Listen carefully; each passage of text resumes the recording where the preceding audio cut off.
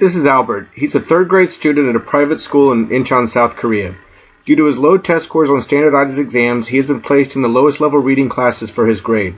Popham 2009, however, points out on page 7 that a vast majority of these tests fail to provide an accurate picture of how well students have been taught and are thus instructionally insensitive. As a result, these students find their academic motivation diminishing and in return become less well educated. This has been the case with Albert. For this reason, I wanted to use this project as an opportunity to experiment with more personalized literary strategies with him.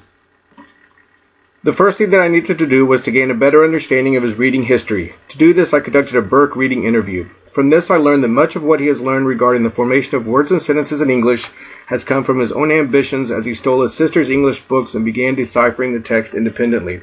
By doing so, he was able to conclude that, like Korean, English is also an alphabetic language and can thus typically be decoded at the phoneme level. However, he has had difficulty moving beyond this point on his own. On page 94 of Gillette and Temple 2012, he will be classified as a beginning reader, being as that he is capable of reading short text with pictures, possesses phonological awareness, and some limited reading fluency, but needs to be able to recognize more words by sight and decode words by onsets and rhymes in order to progress into a fledgling reader. A QRI assessment using words from Dolce's list of 220 words confirmed the suspicion by scoring in the instructional range for preschool vocabulary. However, because of Gillette and Temple 2012 point out on page 96 that many of these words on this list are out of date. A second QRI assessment was performed using Fry's list of 1,000 highest frequency words from children's reading and writing. It too supported Dolce's estimate due to his scoring in the frustrating range for first grade vocabulary. Next, I needed to select an appropriate piece of text to use while working with him. I took Gillette and Temple's advice on page 158 and chose predictable books as a way of helping him learn how to recognize words by sight and predict upcoming passages. The two that I selected were Dr. Seuss's Green Eggs and Ham and Hop on Pop. A maze close procedure suggested on page 246 of Gillette and Temple 2012, though, revealed that only Hop on Pop was within his instructional range of comprehension. To introduce him to the theme of the book, which was word families, I incorporated one of his favorite Korean tongue twisters. According to PEG 2010 on page 397, a highly effective way of engaging young readers is by applying topics they are already interested in through a wide variety of text and resources. By having him draw circles and squares around the words which contained identical morphemes, he was better able to understand the topic of our studies. This aided me as I introduced him to the book and asked him to isolate the letter combinations within words with similar sounds on each page. Here's an excerpt from one of his first readings. He had a dad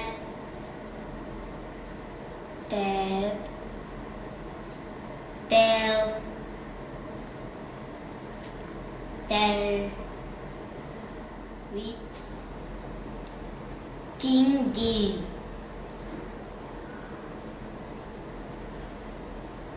With what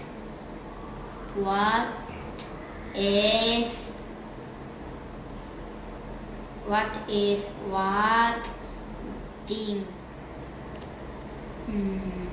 with git. Wait, what does this say? At wet. Good. Wet get.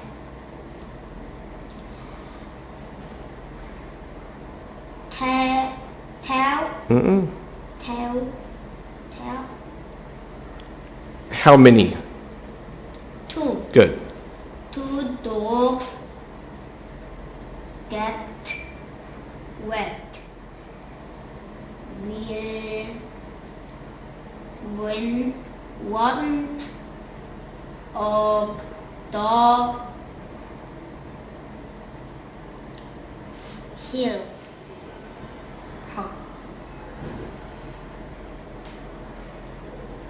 What's teacher? As the running records show, he struggled with most words that sound differently than they are spelled. And although he was eventually able to identify most terms which are spelled phonetically, this was done at the sacrifice of his fluency as a result of slowly decoding each word by letter.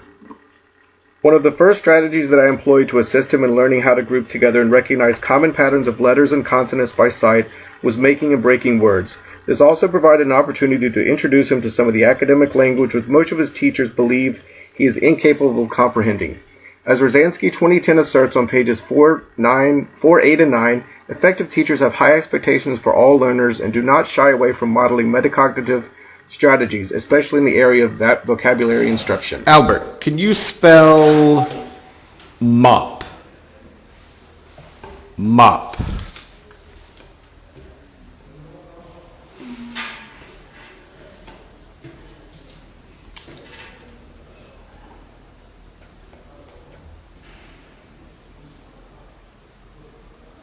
Mop.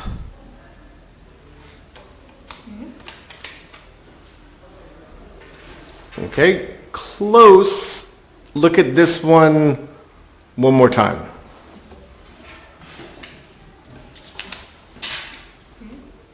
Okay, what's that? What is this and this? Letter. One more time. Letter. Together. Word. One more time. Word. Word. And bat and hat are the same what? Word. At. Okay. The at what? At family. Family. Very good. One more time. Word family. Word family. As the video shows, however, a combination of being half asleep during our early morning sessions and the lack of stimulation that the cards provided resulted in general disinterest in this activity.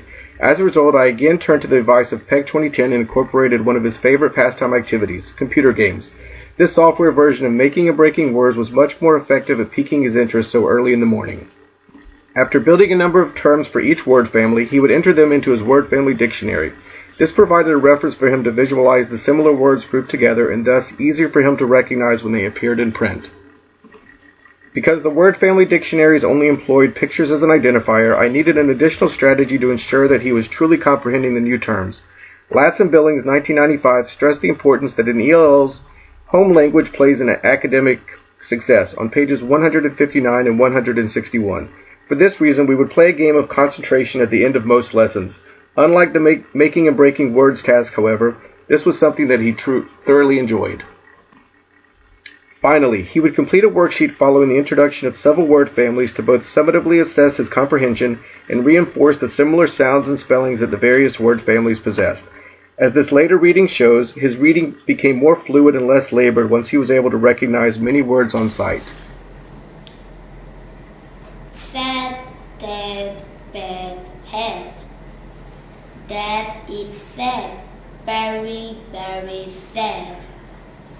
He had a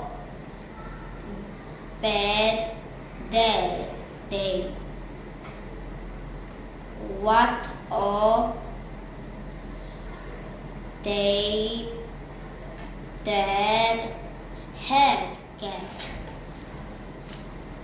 Two dogs get wet. Will went uphill. Will hill still. Will is uphill still. Father, mother, sister, brother. He also began reading with more emotion. By listening to either readings by myself or recordings online, he learned to better fluctuate his pitch between syllables and input either rising or falling intonation, depending on whether the statement is a question or a sentence. Mouse, house. Mouse in own house. House, mouse. House on mouse. All tall. We are all tall, or small. We are all small, or ball.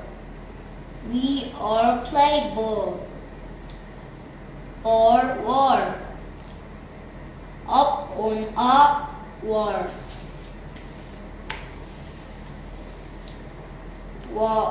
All far. Far off the world. They play. We play all day. Night fight.